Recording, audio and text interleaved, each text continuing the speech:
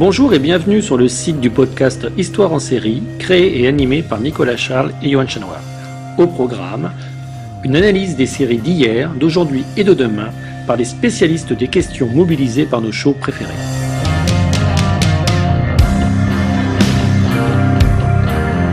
Histoire en série, c'est le podcast qui met en relation histoire, sciences humaines et séries.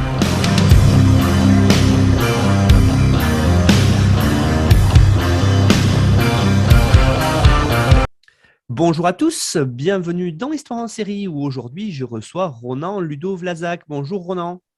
Bonjour Nicolas. Alors Ronan, je vous présente tout d'abord, vous êtes professeur de littérature états-unienne à la Sorbonne Nouvelle. Vos travaux portent sur les usages et la circulation des modèles esthétiques européens, notamment Shakespeare et l'Antiquité classique, dans l'imaginaire nord-américain. Vous vous intéressez plus particulièrement à la littérature du long 19e siècle et à la culture visuelle cinématographique et télévisuelle contemporaine. Alors vous avez travaillé sur de nombreuses séries, notamment Queer as Folk, que vous allez nous présenter aujourd'hui, Cold Case et Battlestar Galactica. Donc, vous êtes l'auteur de 3 ouvrages sur la littérature états-unienne que l'on a mis pour ceux qui veulent avoir les liens précis sur notre site internet histoireensérie.com. C'est Essais sur Melville et l'Antiquité classique, étrangers en son lieu, paru en 2018. Vous avez aussi publié La réinvention de Shakespeare sur la scène littéraire américaine entre 1798 et 1857, paru en 2013. Et puis, le roman américain qui a été fait en collaboration avec Jean-Yves Pellegrin en 2011. Voilà vos principaux titres.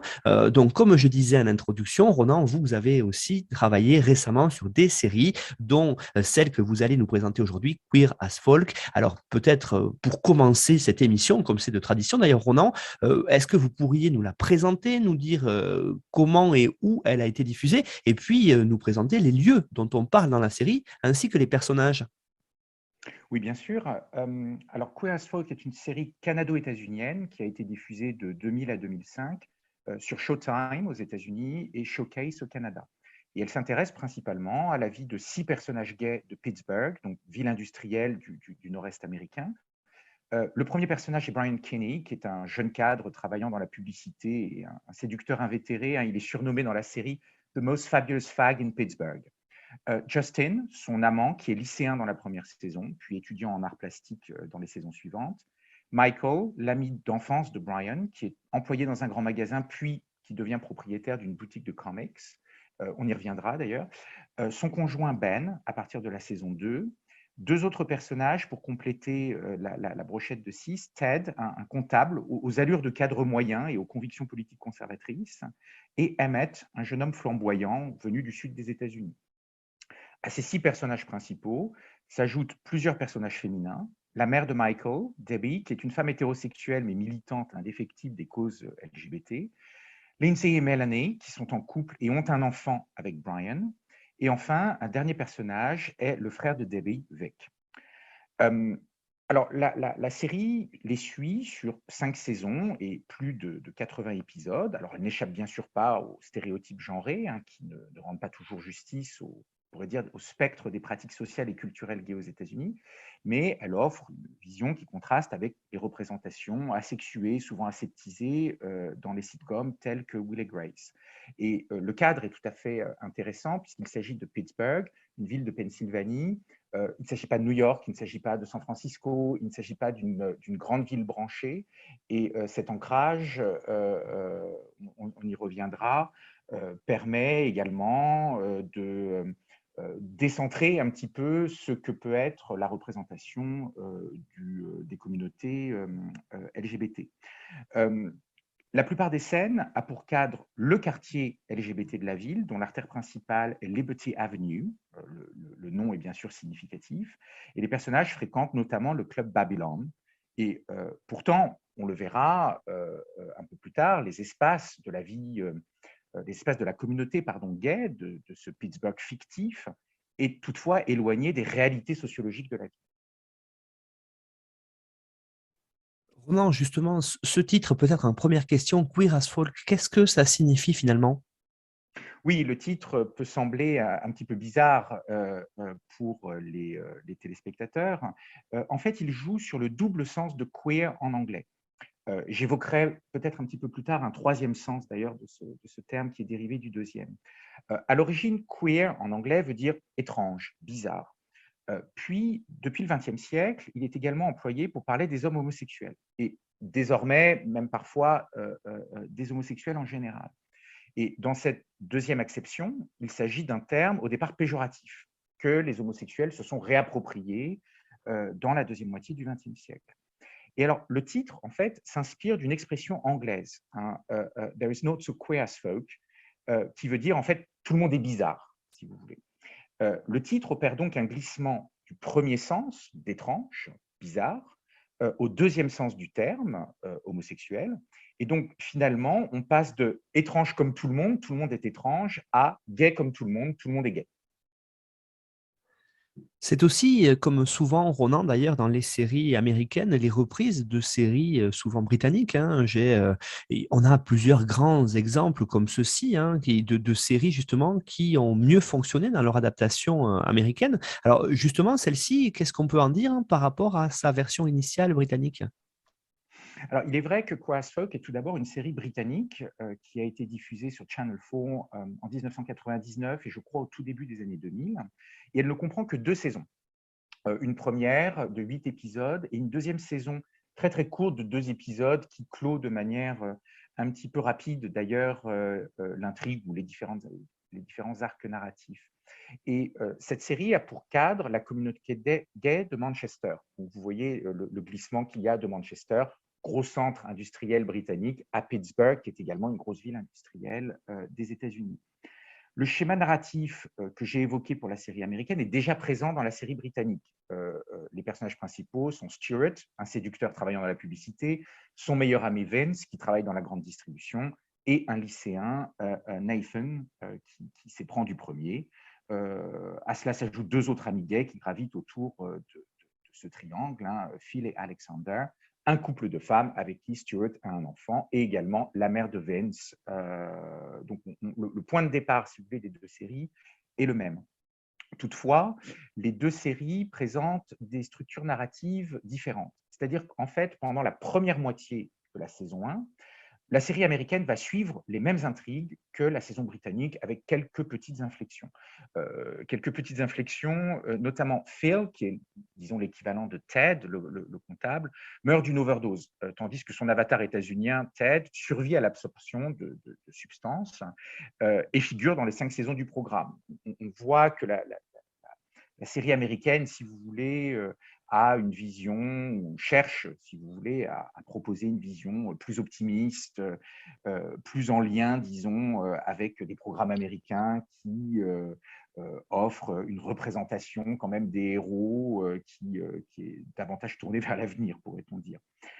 Une autre différence qui me semble importante, c'est que Nathan a 15 ans dans la série britannique, tandis que Justin en a 17 dans la série américaine. Donc, on voit ici que les concepteurs de la version américaine ont fortement atténué le caractère transgressif de la minorité du personnage.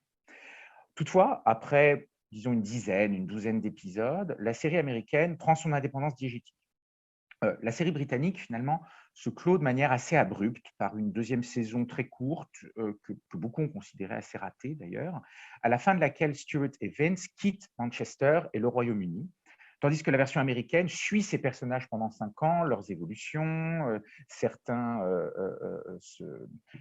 changent professionnellement, changent complètement de vie, Michael et Ben vont adopter un enfant, bref, on les suit sur une longue durée. Et la fin de la saison américaine se conclut de manière complètement orthogonale par rapport à l'original, puisque Brian et Michael, au contraire, restent à Pittsburgh. Entre les 2 séries, Ronan, finalement aussi, vous l'avez dit, hein, 2 structures narratives qui vont s'éloigner peu à peu, mais c'est aussi, quand on les regarde, finalement 2 esthétiques différentes. Oui, tout à fait. D'un point de vue esthétique, les séries sont assez contrastées. C'est-à-dire que la série britannique a un parti pris que l'on pourrait qualifier de plus brut, de moins léché dans la manière de filmer, dans le traitement de l'image. C'est ce que l'on retrouve d'ailleurs dans le montage, qui est sensiblement plus haché que dans la série américaine et qui évoque l'esthétique réaliste des fictions sociales britanniques des années 90. à l'opposé, la version américaine est plus esthétisée, verse davantage dans le glamour. Donc, si vous voulez, pour dire les choses rapidement, la première version, la version britannique, est un petit peu plus rugueuse, tandis que la version américaine a un côté un petit peu plus papier glacé, bien qu'elle emploie une terminologie tout aussi crue que la première quand il s'agit d'évoquer les questions sexuelles, par exemple, dans la série. Queer as Folk, c'est l'occasion aussi de représenter l'homosexualité à l'écran et de représenter l'homosexualité autrement. Alors, j'aurais aimé avant qu'on parle de cette façon dont la série représente ça et on voit qu'il y a une évolution d'ailleurs jusqu'à aujourd'hui. Je renvoie les auditeurs et auditrices à l'émission qu'on avait fait avec Perrine Kenneson justement sur It's a Sin, qui est une série plus récente, mais qui représente l'homosexualité anglaise dans les années 80. Alors justement, j'aurais aimé en première question peut-être que vous me disiez, Ronan, comment est-ce qu'on représente dans les séries l'homosexualité peut-être jusqu'au tournant des années 90-2000? Oui, alors jusqu'aux années 90 et jusqu'au tournant de ce siècle, la représentation des homosexuels à l'écran, alors qu'il s'agisse d'ailleurs de séries télévisées ou du cinéma, est souvent prisonnière de plusieurs clichés, de plusieurs clichés qui, disons, peuvent être divisés en deux grands types. Une première serait une version comique ou une version farcesque de l'homosexualité, c'est-à-dire l'homme efféminé, la folle, la tapette. Je renvoie pour les auditeurs français à des films comme La Cage aux folles, une espèce d'archétype de la représentation de l'homosexuel que l'on retrouve également dans les séries télévisées et notamment dans les sitcoms. Je pense par exemple au personnage de Jack dans Will and Grace. Et l'autre version, ou l'autre type, serait une version qu'on pourrait qualifier de plus tragique ou de plus mélodramatique, qui peut comporter plusieurs avatars, si vous voulez. Alors, cela va de l'homosexuel dépravé, par exemple, on retrouve dès le cinéma hollywoodien d'après-guerre, ou l'homosexuel atteint du sida. C'est-à-dire, en gros, l'homosexuel qui, de toute façon, à un moment, va avoir une existence tragique.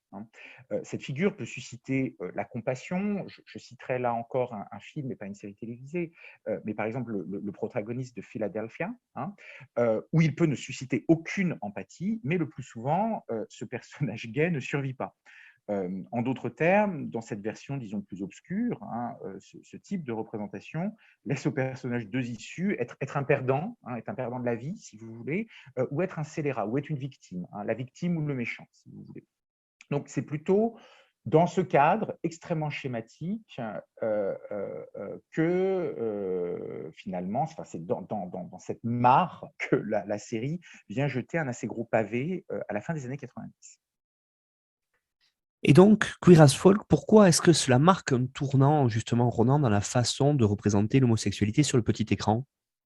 Alors, cette série, je le disais il y a quelques minutes, n'échappe bien sûr pas à certains clichés ou à certaines représentations figées, on pourra y revenir d'ailleurs, mais il me semble que les deux séries, la série britannique et la série américaine, participent d'un désir de représenter autrement les homosexuels, et bon, ici principalement les hommes homosexuels, puisque les personnages féminins sont beaucoup moins centraux que les personnages masculins. Je crois qu'il y a 3 points à prendre en compte. Un premier point est un changement important et que les films ou séries qui représentaient des personnages homosexuels jusqu'à la fin des années 90 ne cherchaient pas nécessairement à attirer un public homosexuel. Il s'agissait davantage de programmes qui font de l'homosexuel une figure d'altérité. Prenons encore une fois Will and Grace, qui est à peu près contemporain de Queer as Folk.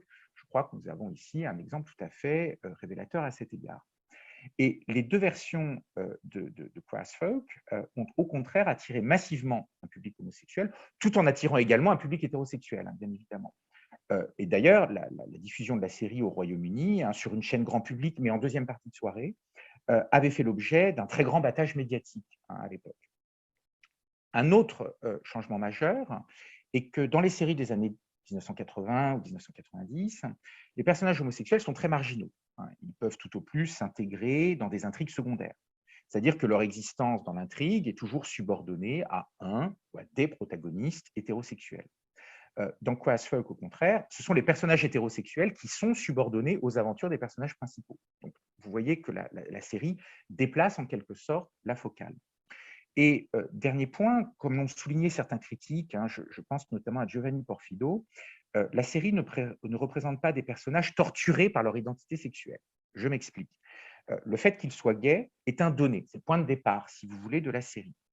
On est à l'opposé d'un film comme Brokeback Mountain, dans lequel les deux protagonistes découvrent, refoulent, expriment un désir homosexuel qui constitue, si vous voulez, un obstacle à leur intégration au sein de leur environnement social. Ou, pour reprendre une série presque contemporaine de Cross Folk, Dawson's Creek, qui est une série qui était plutôt destinée aux adolescents, on est à milieu d'un personnage, alors je crois qu'il s'agit de Jack, j'espère ne pas me tromper de prénom, qui découvre avec horreur qu'il est gay et dont l'affirmation identitaire passe par toute une série d'événements aux accents fortement mélodramatiques. Il s'agit d'un personnage qui clairement fait pleurer dans les chaumières. Dans Queer as Folk, les personnages évoluent au contraire dans un milieu qui est essentiellement un milieu LGBT. Donc leur identité sexuelle n'est pas en soi un problème. Et c'est le point de départ de l'intrigue, et les scénaristes explorent ensuite les possibilités scénaristiques qu'offrent ces personnages gays, au lieu de faire, si vous voulez, de leur identité ou de leur quête d'identité l'objet du personnage. C'est-à-dire être gay n'est pas problématique en soi.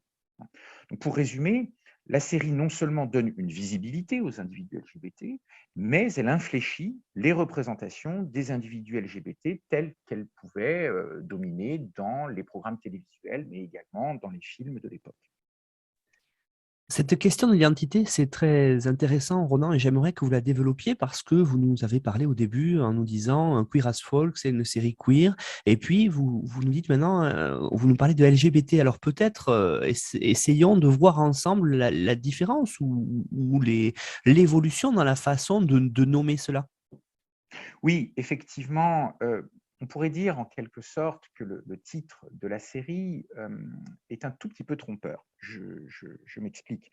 Si l'on prend le titre de la série Homo, Queer as Folk serait donc une série dite queer. Ce titre viendrait d'ailleurs dire qu'il y a quelque chose de queer chez tout le monde, en fait. Encore faut-il savoir ce que l'on entend par queer. Alors, comme je l'ai déjà dit plus tôt, le terme est employé au XXe siècle pour désigner des personnes homosexuelles. Une fois le terme réapproprié par les homosexuels, il n'est plus nécessairement péjoratif d'ailleurs. Si vous prenez l'exemple de Brokeback Mountain, par exemple, à un moment, l'un des deux personnages dit qu'il n'est pas gay et il emploie le mot queer. On voit que dans cette Amérique des années 50, 60, le mot queer est clairement péjoratif. On ne se l'approprie pas. Et les communautés LGBT se sont appropriées ce mot, comme le font d'ailleurs souvent certaines minorités qui vont se réapproprier le terme péjoratif ou les termes péjoratifs utilisés par la majorité. Et c'est là qu'il faut envisager une autre signification du mot queer, à savoir son emploi dans le champ de la recherche en humanité depuis la fin des années 1980. En effet, à cette période, un certain nombre de théoriciens et de théoriciennes, je pense par exemple à Teresa de Lauretis en tête, revendiquent une approche dite queer, qui n'est pas exactement la même chose que les études LGBT ou ce qu'on appelait aussi les Gay and Lesbian Studies aux États-Unis. Pour dire les choses rapidement, les études gays et lesbiennes de l'époque s'intéressent avant tout aux représentations des personnes LGBT, à leur histoire, aux enjeux sociologiques de la question, mais elles n'interrogent pas véritablement la notion même d'une identité gay et lesbienne qui est plus ou moins envisagée comme un donné. C'est-à-dire que la séparation entre je n'aime pas tellement l'expression de la communauté LGBT ou de la communauté hétérosexuelle, mais disons qu'elle identifie une ligne entre les homosexuels et les hétérosexuels qui est une ligne facilement identifiable. Au contraire, l'approche queer, comme le montre par exemple Samuel Chambers dans un ouvrage intitulé The Queer Politics of Television, considère que le queer vient questionner la notion même d'une identité fixe, et notamment d'une identité sexuelle fixe. Elle permet donc, l'approche queer, de sortir de paradigmes exclusivement centrés sur des dichotomies, par exemple homosexuel, hétérosexuel, masculin, féminin, qui ne sont pas véritablement remises en cause dans les études gays et lesbiennes des années 1980. Or, ce n'est pas le cas dans Queer as Folk, où l'identité gay et lesbienne est un point de départ et non un objet de questionnement. Et d'ailleurs, la série insiste de manière presque systématique sur la ligne de partage très très nette entre ce qu'on pourrait appeler, disons, le monde hétérosexuel ou le monde hétéronormé et les mondes homosexuels. Le personnage de Brian Kinney est tout à fait révélateur à cet égard. Et c'est d'ailleurs peut-être pour cela que la série peut sembler un peu datée pour une population plus jeune, disons née dans les années 1990 ou au tournant du siècle, pour qui les notions de non-binarité, de fluidité genrée, c'est-à-dire ne pas s'identifier selon le diptyque masculin-féminin, est beaucoup plus familière. Il n'y a rien de tout cela dans Queer as Folk. Il faut bien sûr resituer la série dans son contexte. La série, quand elle est diffusée pour la première fois, était un énorme pavé jeté dans la mare, si vous voulez. Toutefois, en 2020, 2021, 2022, tout ceci peut nous sembler un petit peu daté, et quoi qu'il en soit, il est vrai qu'il est difficile d'envisager Queer as Folk comme une série queer, malgré son titre. Elle me semble davantage être une série LGBT, une série gay, même si, bien évidemment, et c'est ça qui est important, elle vient ébranler les certitudes d'une culture hétérosexuelle et hétéronormée dominante. C'est très intéressant ce que vous venez d'évoquer avec nous, Ronan, parce que à travers Queer as Folk, finalement, on voit bien qu'il y a une diversité dans le monde LGBT. Et la série le montre, mais vous venez de le dire fort à propos, justement, elle le montre, mais il y a quand même quelques angles morts là-dessus sur l'identité des personnages principaux. Oui, un certain nombre de personnages, alors Ted le comptable, Lindsay et Melanie, et parfois Michael, expriment un désir d'être pleinement intégrés dans la société états-unienne. Ils rejettent, si vous voulez, la plupart du temps, l'idée d'une communauté LGBT séparée du monde hétérosexuel. Au contraire, Brian ou Justin incarnent une vision qui résiste à une telle forme d'assimilation. Et en quelque sorte, on pourrait dire qu'ils refusent de s'acculturer à la culture hétérosexuelle. Queer as Folk pose ainsi la question suivante. Les individus LGBT doivent-ils être normalisés? Une homosexualité dite mainstream ou respectable est-elle souhaitable? La série ne tranche pas, et c'est peut-être l'une de ses forces. Elle fait de la vie des personnages LGBT un champ des possibles. Elle n'impose pas un schéma d'intégration sociale ou de marginalité sociale.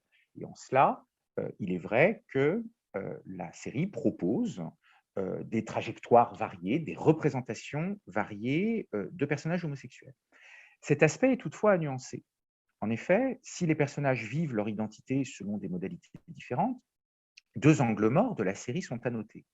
Tout d'abord, tous les personnages sont blancs. Je crois qu'aujourd'hui, jamais une série canado-états-unienne ne viendrait représenter une communauté LGBT en n'ayant que des personnages blancs parmi les personnages principaux. Et les personnages non blancs sont toujours des personnages secondaires dans la série. Et deuxième chose, leur condition sociale est variable, bien sûr, au début de la série. Emmett, par exemple, est vendeur dans une boutique, tandis que Brian Kinney est un cadre dont le succès professionnel est indéniable. Néanmoins, après, disons, 2 saisons, ils sont tous soit cadres, soit universitaires ou propriétaires d'une petite entreprise. Si Pittsburgh est une ville connue pour son économie fondée sur l'industrie, cette dimension d'une ville industrielle et parfois post-industrielle est fortement occultée dans la série, puisque quand on arrive à la saison 5, tous les personnages pratiquement appartiennent à la classe moyenne ou à la classe moyenne supérieure. Il y a donc une assez forte homogénéité derrière cette apparente diversité des trajectoires des personnages LGBT de la série. Ronan, Ludo Vlasak, ce que vous venez d'évoquer avec nous, justement, ce monde gay de Queer as Folk, finalement, est-ce que, comme vous venez de commencer à l'évoquer, est-ce que c'est très représentatif ou finalement c'est un monde à part par rapport à la société de l'époque qu'il est censé représenter? Alors, le monde de la série est un monde dans lequel les personnages évoluent de manière à la fois séparée et non séparée, disons, du reste du monde fictionnel de la série. C'est un monde à la fois ouvert et clos. Ce monde est ouvert car la plupart des personnages, alors qu'ils soient dans le placard ou non d'ailleurs, évoluent dans un monde professionnel majoritairement hétérosexuel. Et la série montre d'ailleurs les obstacles auxquels les personnages gays doivent faire face dans ce monde. Par exemple, Justin au lycée ou face à son père dans la saison 1. Toutefois, Liberty Avenue, cœur du quartier gay où les personnages se retrouvent, dans des bars, dans des commerces, dans des dîners, dans des clubs. Et d'ailleurs, quartier dans lequel certains d'entre eux vivent, est une zone de relative sûreté où le placard n'est plus de mise. Donc, il s'agit à la fois d'un monde clairement à part, alors dans l'économie, pourrait-on dire, de la série, hein, Liberty Avenue et tout le quartier autour étant un monde un petit peu qui vit dans son coin et qui est une zone de sûreté, hein, pour les personnages homosexuels. Et bien évidemment, si on renvoie ça, disons, aux représentations par rapport à la sociologie, il s'agit également d'un monde à part, car la vie LGBT à Pittsburgh n'a jamais ressemblé à cela et ne ressemblera jamais à cela. Il doit y avoir 15 clubs gays. Dans certaines scènes, on voit qu'il y a peut-être 500 figurants ou 300 figurants qui dansent, une communauté gay extrêmement fournie et diverse que jamais vous pourrez retrouver dans une ville comme Pittsburgh, qui est, somme toute, une ville qui n'est pas si grande que cela. Donc, pour revenir au cadre diégétique, par contre, hein, de la série, dans la série, les scénaristes ont ménagé des espaces, hein, professionnels, de sociabilité, où les normes hétérosexuelles ne prévalent pas. Et c'est aussi en cela que Queer as Folk ouvre des espaces qu'on pourrait dire d'empowerment, hein. En français, la traduction est empouvoirment, qui est un terme assez laid, mais qui donne des espaces où les gens peuvent faire des choses, où ils gagnent en agentivité, ils gagnent en pouvoir d'agir. Par rapport à ce que vous avez évoqué avec nous jusqu'à présent, finalement, vous l'avez dit tout à l'heure aussi, c'est une série qui va modifier la façon de représenter l'homosexualité à l'écran. Alors finalement, est-ce qu'on peut dire que Queer as Folk, c'est une série politique? Oui, je crois que c'est une série qui soulève énormément de problématiques politiques et elle le devient de plus en plus à mesure que l'on avance dans les saisons. Alors, il faut peut-être revenir très rapidement sur le contexte, hein, de diffusion, mais peu de temps après la diffusion de la série, George W. Bush est élu président. Il est soutenu par ce qu'on appelle depuis une vingtaine d'années, depuis le début des années 80 ou fin des années 70, la majorité silencieuse, c'est-à-dire une majorité ultra-conservatrice, anti-avortement, anti-homosexuel et bien évidemment très hostile au féminisme. Des hommes et des femmes fortement conservateurs sont à la tête du pays, soutenus par un électorat tout aussi conservateur. Et il s'agit pourtant d'une période au cours de laquelle la question des droits homosexuels, et notamment du droit au mariage ou du droit des homosexuels américains, enfin états-uniens, de rejoindre l'armée, se pose de manière patente. Donc, comme je le disais, à mesure que la série avance, elle devient de plus en plus politique. Sont ainsi abordés plusieurs thèmes. Tout d'abord, la question de la violence, hein, de la violence à l'égard des gays. Justin est par exemple sauvagement attaqué par un camarade lors du bal de promotion à la fin de la saison 1, c'est comme ça que se clôt d'ailleurs la saison 1, et une bombe explose lors d'une soirée au club Babylon, lors d'un des derniers épisodes, hein, de la saison 5. Un autre thème est celui de la montée des courants ultra-conservateurs qui cherchent à interdire justement toute institutionnalisation des unions homosexuelles. Donc, on voit comment la série va s'emparer, hein, d'un certain nombre de questions relatives, si vous voulez, au militantisme LGBT de l'époque. Se pose également, et c'est lié, la question des familles homoparentales, puisque la série propose des modèles familiaux, si vous voulez, qui ne soient pas exclusivement hétéronormés. Et un dernier point qui est important, me semble-t-il, et que je vais peut-être un petit peu plus développer, est celui du sida. La série britannique avait été critiquée par les mouvements associatifs LGBT car elle passait la question sous silence, pratiquement sous silence, alors que l'épidémie avait véritablement décimé les communautés gays depuis une quinzaine d'années dans ce qu'on pourrait quand même appeler l'indifférence des autorités, qu'il s'agisse des gouvernements européens ou des exécutifs nord-américains. Et ce n'est pas le cas de la série américaine. Donc, l'oncle de Michael, Vic, est atteint du sida. Il meurt d'ailleurs au cours de la saison 4. Et un épisode est entièrement centré autour d'un foyer qui accueille les malades du sida en fin de vie. On peut d'ailleurs comparer rapidement le personnage de Vic à d'autres représentations cinématographiques. par exemple, une fois encore, le personnage campé par Tom Hanks dans Philadelphia. Si ce dernier est clairement une figure mélodramatique, d'ailleurs son goût pour l'opéra italien en est un signe, me semble-t-il, la figure de Veek n'a pas pour vocation à faire pleurer dans les chaumières. Elle montre comment un homme qui doit avoir cinquantaine d'années, 50-55 ans, et atteint du sida, peut envisager de vivre malgré l'homophobie des politiciens, malgré l'absence d'une politique volontariste pour aider les personnes atteintes du sida, et malgré également l'homophobie, bien sûr, d'une majorité des lecteurs. Veek est quelqu'un qui survit. Il a d'ailleurs été au bord de la mort. Il est parti en Italie faire un ultime voyage, pensant mourir quelques semaines plus tard, et il a finalement survécu. Donc une figure de survie, hein, une figure de combat. Alors que dans Philadelphia, on nous représente la victoire progressive de la maladie hein, sur, je crois qu'il s'appelle Andrew Beckett, et alors que l'agonie hein, est étirée au maximum avec la visite de tous les proches à l'hôpital, hein, et véritablement dans un schéma narratif et dans des représentations typiques du mélodrame, la mort de Veek est tout aussi soudaine qu'inattendue, et d'ailleurs elle n'est pas représentée. Michael, un jour, vient rendre visite à son oncle et le trouve mort. Il est mort dans son fauteuil.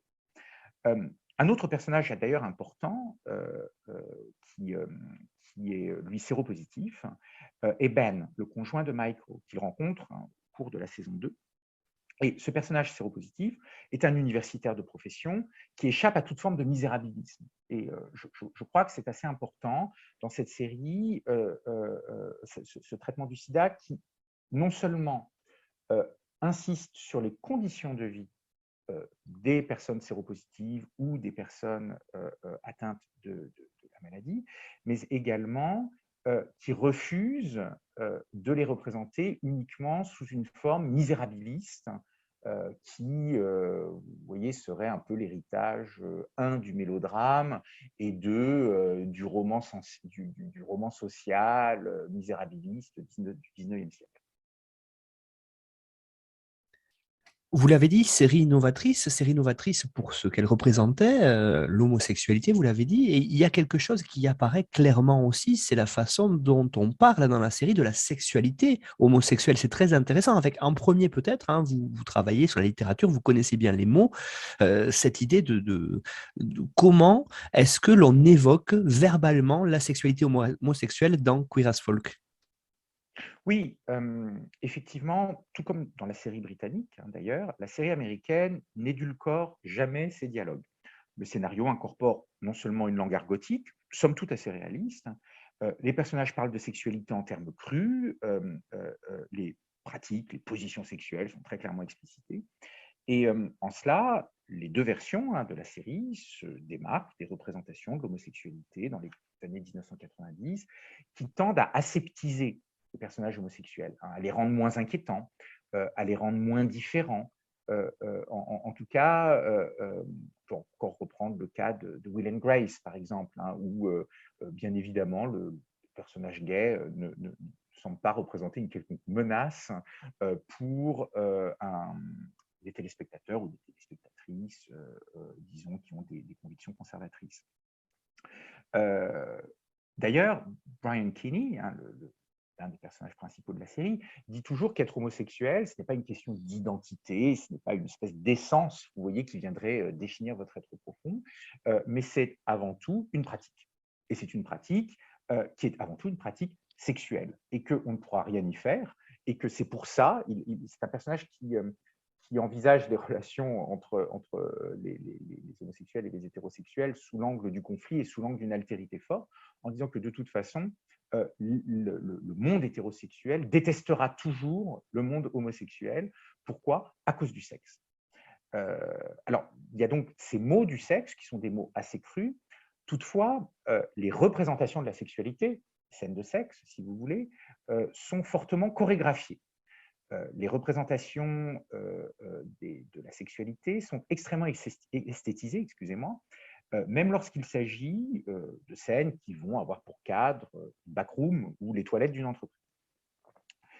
L'élément le plus marquant, d'ailleurs cela participe hein, disons, de la dimension transgressive de la série. Les personnages vont avoir des rapports sexuels dans des endroits où ils ne sont pas supposés avoir des rapports sexuels. Je m'explique. Bien évidemment, il y a de nombreuses scènes de sexe qui ont lieu dans des appartements, dans des clubs gays, mais régulièrement, c'est l'une des dimensions transgressives de Brian Kinney. Brian Kinney va avoir des rapports sexuels avec d'ailleurs des hommes qui ne sont pas forcément identifiés comme homosexuels, dans des lieux, pourrait-on dire, fortement hétérosexuels, par exemple les entreprises, où la majorité du personnel est hétérosexuel. Mais j'ai l'impression que l'élément le plus marquant dans la représentation des scènes de sexe est la dimension chorégraphiée de ces moments. Qu'il s'agisse des mouvements des personnages, la manière dont ils enlèvent leurs vêtements, dont ils se déplacent, tout semble parfaitement synchronisé, à l'exception de quelques rares scènes dont la finalité est en fait comique. Donc, on voit bien évidemment pourquoi une chorégraphie qui ne fonctionne pas va avoir un sens. Mais dans la plupart des scènes de sexe, le tout se joue presque toujours d'ailleurs sur une musique qui donne son rythme à l'acte sexuel. Ces chorégraphies soulèvent également la question de la nudité. Tous les personnages de la série jouent des scènes de nu dans chaque saison. Toutefois, la nudité frontale est rare, notamment chez les personnages principaux. Elle ne concerne jamais les 4 personnages principaux, c'est-à-dire Brian, Justin, Michael et Ben. Et le jeu chorégraphique des scènes de sexe est également un moyen de cacher cette nudité frontale en jouant sur les plans, en jouant sur les objets, en jouant sur la manière dont une main va pouvoir passer devant les parties génitales, pile au moment où la caméra va, par exemple, filmer un individu qui est nu. Si on vous suit, Ronan Ludo-Vlasak, l'analyse de la sexualité dans Queer as Folk, on est face à une sexualité libérée vraiment? Je crois que la question n'est pas aussi simple qu'elle nous paraît. En effet, d'une part, il est vrai que la série donne à voir des hommes et parfois des femmes, mais comme je vous l'ai dit, les personnages lesbiens ne sont pas les personnages principaux, mais on voit des individus homosexuels qui peuvent vivre leur vie sexuelle comme bon leur semble, selon leurs désirs. Certains sont monogames, d'autres non. Certains sont adeptes de pratiques transgressives, d'autres non. Et les conduites sexuelles ne font jamais l'objet de jugements moraux, de jugements de valeur. Donc, en cela, on pourrait dire que la sexualité est libérée dans Queer as Folk. Toutefois, les scènes de sexe et les représentations de la sexualité n'échappent pas à certaines normes ou à certains clichés. Par exemple, la ligne de partage entre actif et passif. En outre, l'intense vie sexuelle de la majorité des personnages, leur capacité, si vous voulez, à susciter ou à éprouver du désir presque en toutes circonstances, n'échappe pas à un paradigme de la performance qui imprègne des constructions de la masculinité dans les sociétés occidentales, mais également l'identité individuelle dans un environnement capitaliste. Vous voyez, ce sont des personnages à la sexualité toujours fortement efficace. À part Brian Kinney qui développe un cancer dans la saison 4 et qui justement devient impuissant. On pourrait donc dire que la série oscille entre 2 pôles.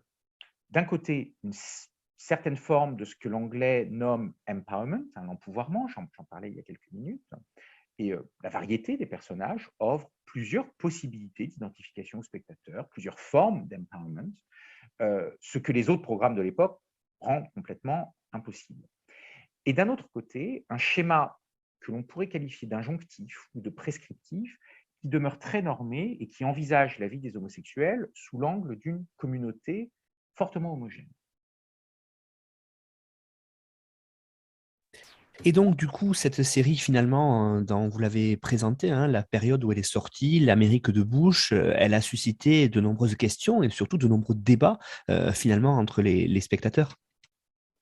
Oui, alors, la série a suscité un véritable enthousiasme chez de nombreux spectateurs, car elle brise, chez certaines spectatrices, car elle brise certains codes, comme je l'ai mentionné. Toutefois, alors, des voix se sont élevées contre la série. Alors, 2 types de réactions. Il y a un certain nombre, la presse conservatrice, les médias conservateurs ont considéré que la série britannique, comme la série américaine, représentait des choses qui n'avaient pas à être représentées, un monde de dépravés.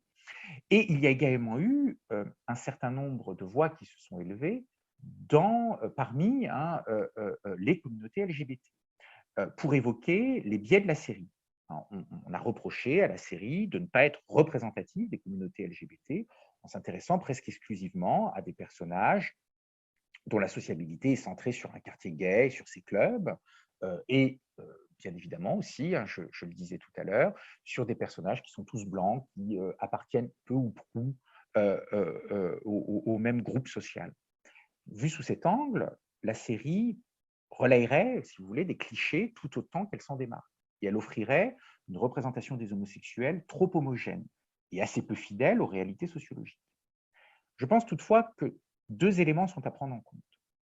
Tout d'abord, bien que la série est pour Cat Pittsburgh, la vie, je le disais tout à l'heure, hein, des homosexuels telle qu'elle est représentée, il est vrai, n'a pas grand-chose à voir avec celle que peuvent vivre la quasi-totalité des homosexuels d'une ville de province.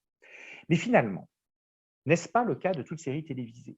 Peut-on considérer que The Good Wife est une représentation réaliste de la vie des avocats états-uniens? Ou que Grey's Anatomy est une représentation fidèle du monde médical? Je crois que non. Donc, il me semble que poser la question en ces termes relèverait d'une espèce de dissociation de ce que doit être une série LGBT et de ce qu'est une série télévisée en général. En revanche, j'ai le sentiment que cette mise en récit, que cette mise en image s'attaque à de vraies questions. Vous voyez, si cette représentation du monde LGBT est bien sûr déformée, elle s'attaque à des questions qui sont réelles, soulève de vrais enjeux.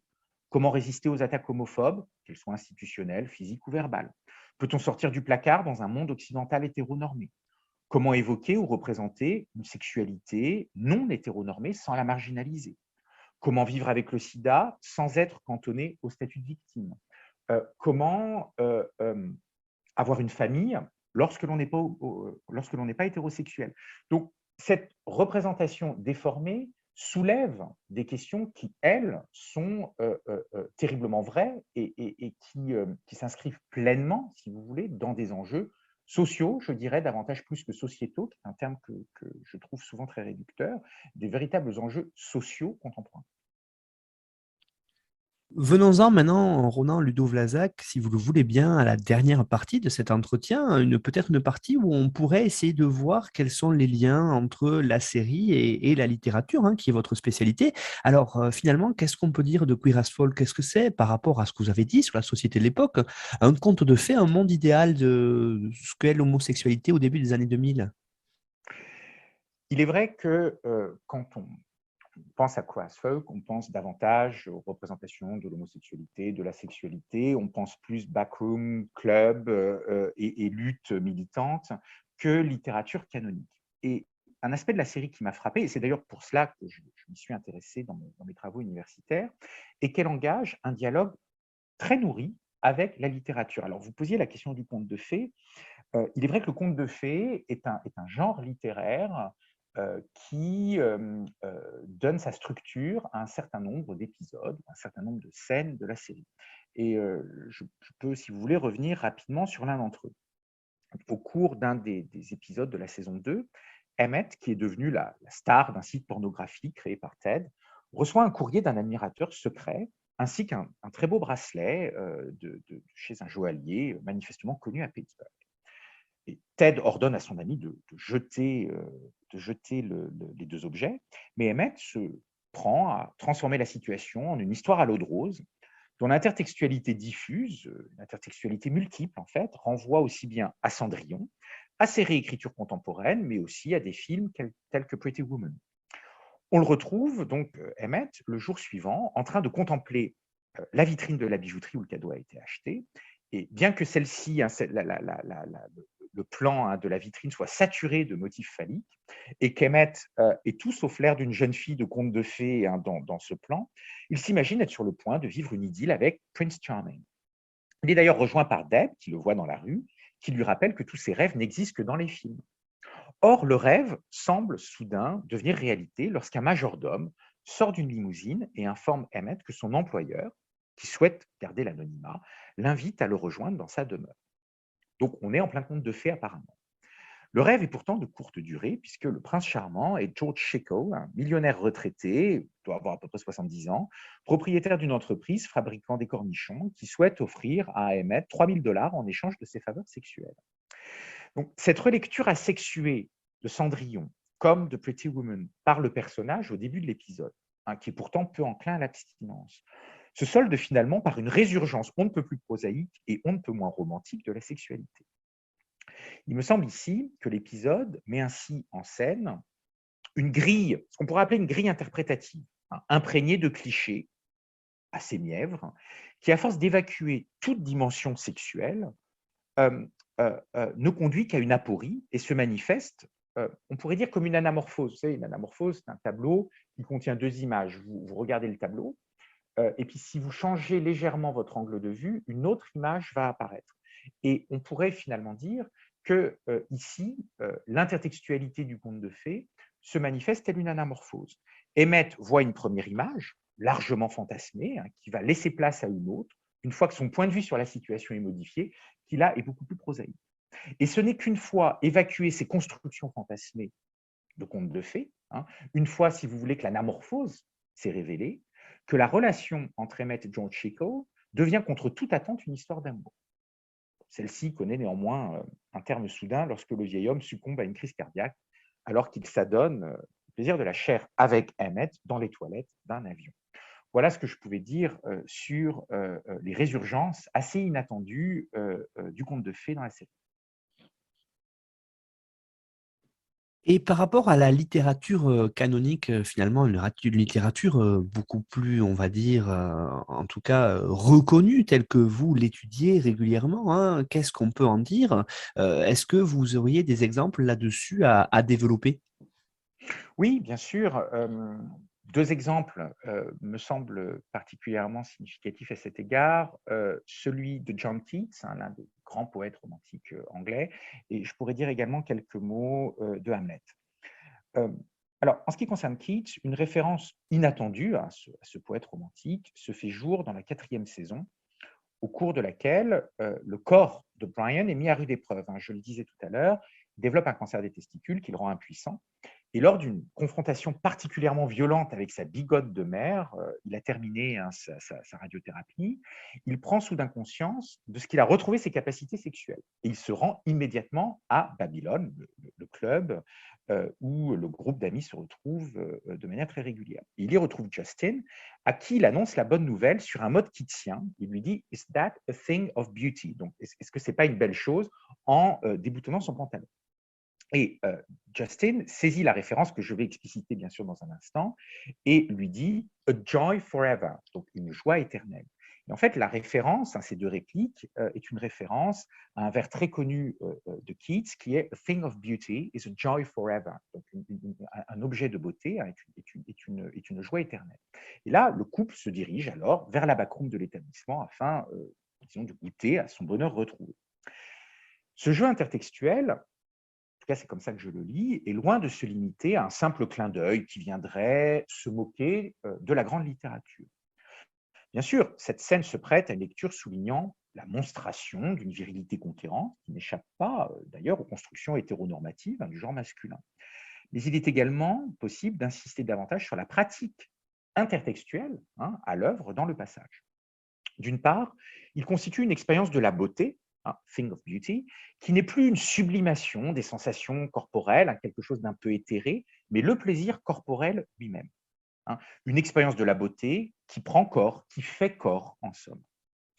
Et après que Brian a fait l'expérience de sa propre contingence et de son statut de simple mortel, lorsqu'il développe ce cancer, cette résurgence des vers de Keats, suivie de la consommation immédiate du désir, prend la forme d'une expérience où l'acte sexuel constitue un moyen d'échapper au passage du temps, de sublimer la finitude. Et il s'agit justement d'un thème keatsien par excellence.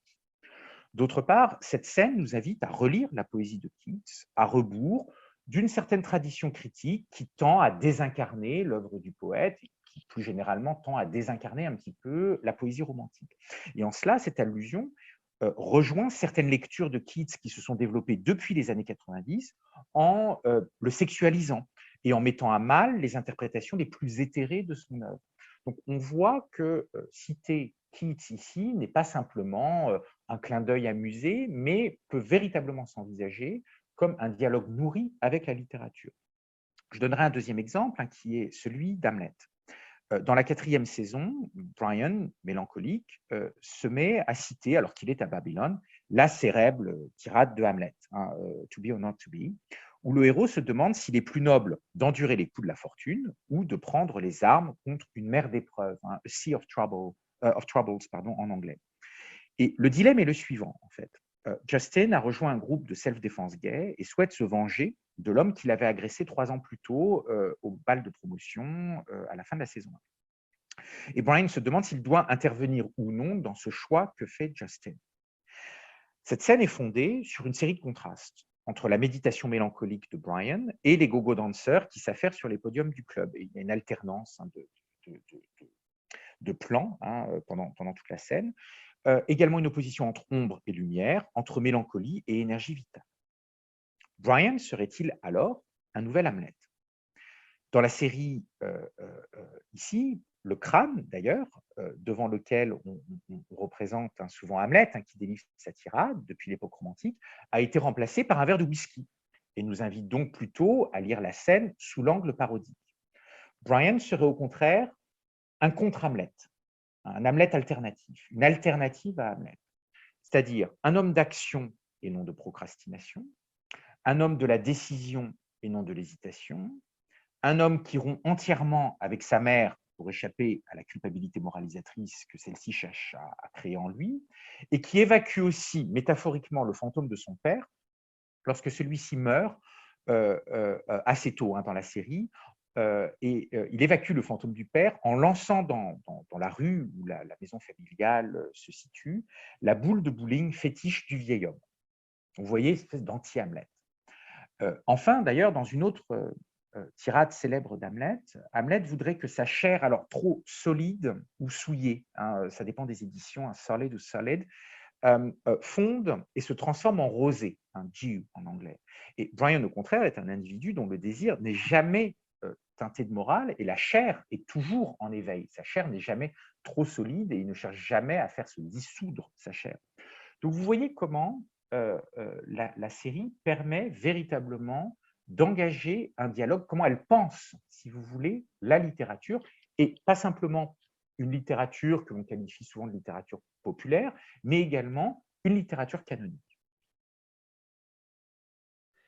Et du coup, par rapport à Queer as Folk finalement et la littérature, qu'est-ce qu'on peut en dire véritablement là-dessus, Ronan Ludovic? Est-ce que on peut y apprendre des choses par rapport à ce que vous avez dit, tout ce qu'on peut y voir de littéraire dans la série?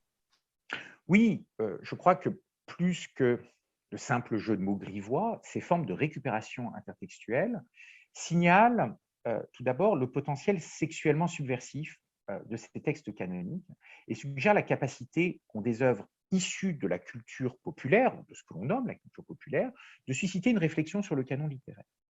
Et le choix d'une minorité sexuelle et d'un lieu de transgression des normes sexuelles constitue un espace propice à la manifestation d'une reconfiguration des interprétations critiques de textes canoniques, allègrement essentialisées par une critique souvent conservatrice. Pour dire les choses un petit peu différemment, je crois que, bien évidemment, on peut voir comment une série télévisée, et là mon propos dépasse celui de Queer as Folk, mais on peut voir comment une série télévisée, bien sûr, cite des textes canoniques, je m'y suis intéressé, mais je crois que ce qu'il y a d'encore plus intéressant, c'est de voir comment il est possible de relire ces œuvres canoniques citées à l'aune des avatars dont elles font l'objet dans les séries télévisées qui les citent. C'est-à-dire que une série télévisée, de manière souvent inattendue, peut proposer une certaine lecture d'une œuvre canonique et donc nous inviter à relire cette œuvre canonique autrement. Ces usages de la littérature viennent ainsi transgresser ce qu'on appelle le monde des belles lettres. Ils permettent d'emporter la littérature canonique hors de ses sentiers battus. C'est le canon hors les murs, en quelque sorte. Il s'agit en outre de ce qu'on pourra nommer une pratique profanatoire, une profanation. Et là, je conclurai peut-être mon propos avec cela. Le philosophe Giorgio Agamben a écrit un essai sur la profanation, essai dans lequel il explique que ce qui est consacré et ce qui est retiré de l'usage commun des êtres humains, lorsque l'on consacre un objet, on le retire et on le place dans un espace dit du sacré.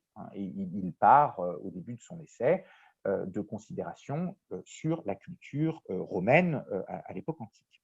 Et l'acte opposé, l'acte contraire, est la profanation. On va profaner ce qui est consacré lorsque l'on restitue un objet consacré à l'usage commun des êtres humains. Et c'est finalement ce à quoi les transactions intertextuelles d'une série comme Queer as Folk participent.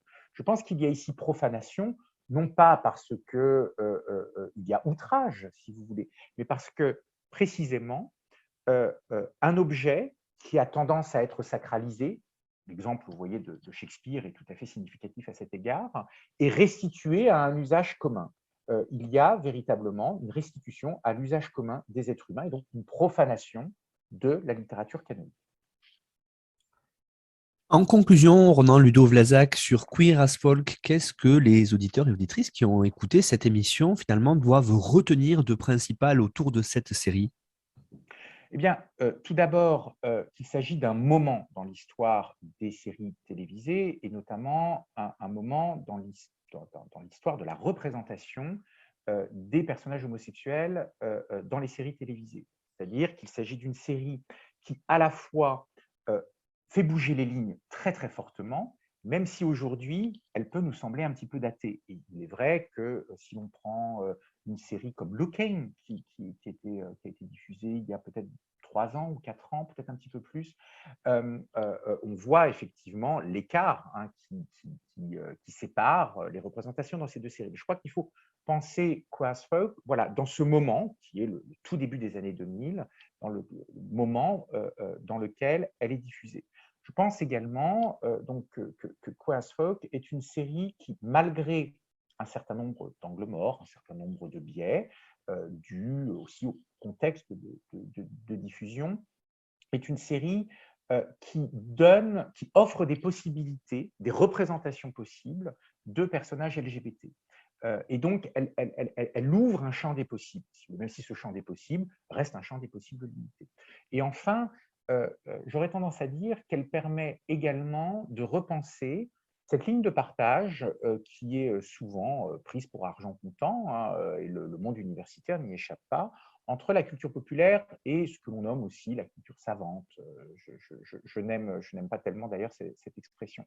Et en voyant la manière dont la série va pouvoir mobiliser des textes canoniques, c'est ce dont nous parlions il y a quelques minutes, je crois qu'il s'agit également d'une série qui permet de repenser ce qu'est ou ce que n'est pas justement la culture populaire, ou de repenser les différences entre la culture populaire et la culture savante sous un angle non plus d'une altérité forte, mais au contraire d'une perméabilité qui permet justement à l'une et à l'autre de se nourrir. Merci beaucoup Ronan Ludo-Vlasac pour cette analyse de Queer as Folk. Alors pour celles et ceux qui voudraient aller plus loin, comme tous les intervenants et intervenantes, vous avez fourni une bibliographie indicative que l'on retrouve sur la page de l'émission sur notre site internet histoireensérie.com. Vous retrouvez aussi le résumé de l'émission et les liens pour aller l'écouter vers les plateformes de podcast, Spotify ou YouTube, sur notre partenaire nonfiction.fr, et puis retrouver notre actualité sur les réseaux sociaux, Twitter et le groupe Facebook d'Histoire en série. Vraiment, merci beaucoup Ronan pour cette analyse de cette série. Vous l'avez dit, cette série qui marque un tournant véritablement dans l'histoire des séries, surtout aux États-Unis. Et peut-être à bientôt pour l'étude d'une nouvelle série. C'est moi qui vous remercie Nicolas et au plaisir de vous retrouver.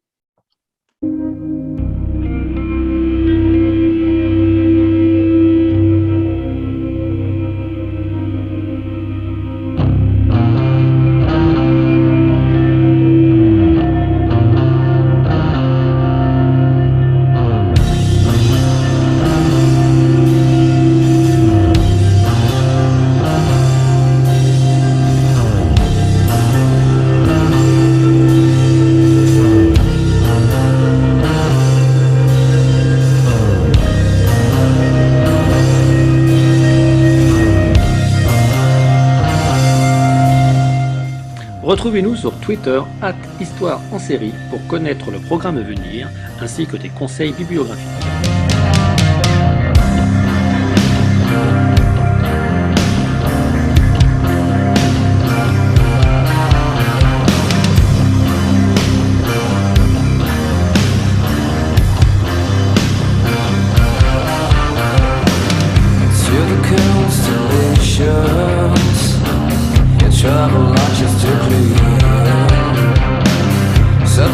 living for blood that populates your body, strangely animals. Unless I'm missed again, you want to more.